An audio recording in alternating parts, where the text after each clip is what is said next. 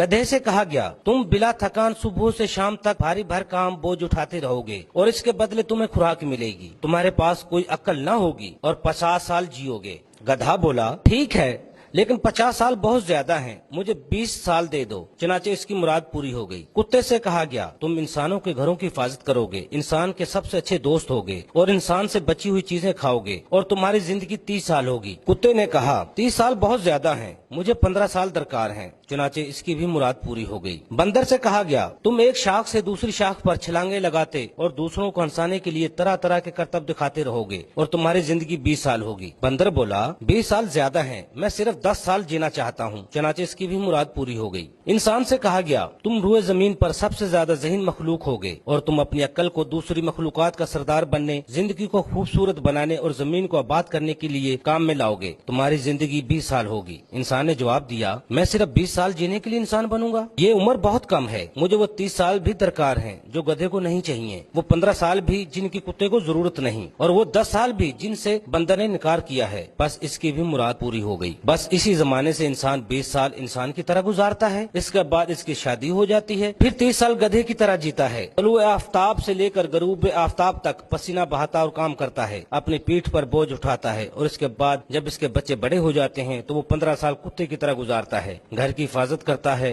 दरवाजे, खिड़कियां और बिजली के बल्ब वगैरह बंद करता रहता है और बच्चों का बचा हुआ खाना भी खाता रहता है। इसके बाद जब वो बूढ़ा और रिटायर हो जाता है तो 10 साल बंदर की तरह गुजारता है, एक घर से दूसरे घर और एक बेटे के पास से दूसरे बेटे और एक बेटी के पास से दूसरी बेटी के यहाँ जाता रहता है और अपने पोते पोतियों को हंसाने के लिए अजीब व गरीब करतब दिखाता और कहानियां सुनाता रहता है।